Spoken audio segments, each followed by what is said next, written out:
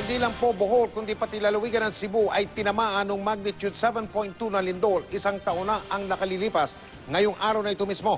Kamustahin po natin yung pagsasayos ng mga napinsalang mga lugar at mga kung ano-ano pang infrastruktura doon po sa Cebu. Nakatutok live si Bobby Nalzaro ng GMA Cebu. Super Bobby.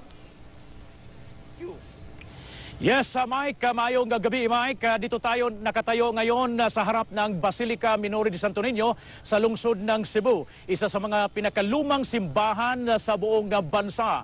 Kung natatandaan po nyo, Mike, last year dito ho kayo nag-newscast. Nakikita po nyo yung kampanaryo ng Basilica Minori de Santo Niño na isa sa mga napinsala. Bumagsak ito noong yumanig ang 7.2 magnitude na lindol dito sa Central Visayas.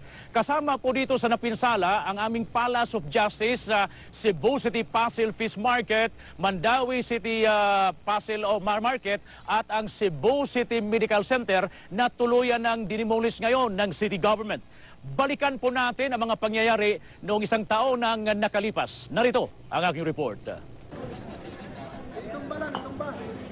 Oktubre 15 noong isang taon, halos madurog ng 7.2 magnitude na lindol ang Basilica del Santo Niño sa Cebu.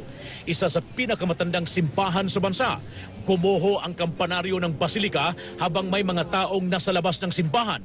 Isang taon na mula nang tumama ang lindol pero ang kampanaryo ng Basilica nasa pre-restoration stage pa rin. Ang atong simbahan baya. Ayon kay Father Jonas Mijares, rektor ng Basilica, hindi madaling maibalik ang original na forma ng Basilica.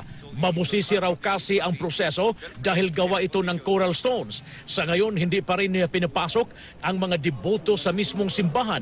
Pinapayagan lang sila sa chapel ng Batang Jesus kung saan sila humahalik sa imahin. Padung na biya sa sinulog. Ang mga misa sa Pilgrim Center pa rin idinaos.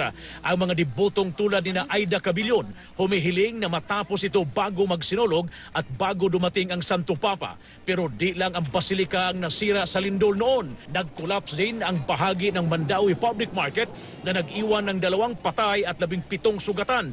Masasariwa rin ang tindi ng lindol na tumama sa Cebu sa mga kuha ng CCTV. Kanya-kanyang pulasan ang mga nasa loob ng isang shop sa Cebu City ng yumanig. Sa pagmamadali, isang batang nasa crib ang naiwan. Nahuli cam din ang mga pagyanig sa intersection ng Plaza Independencia sa Cebu City at sa Mactan Cebu International Airport sa Lapu-Lapu City. Samantala, patuloy rin ang pag-aayos ng Magellan's Cross Kiosk na inasahang matatapos ngayong Disyembre.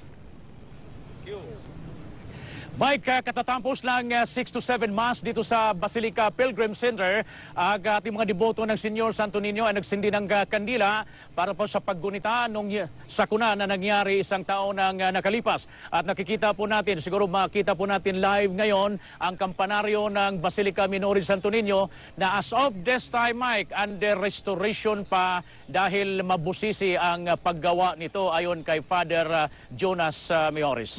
Mike, Maraming salamat, Bobby Nalzaro. Live, wala sa GMA Cebu. Mayong gabi.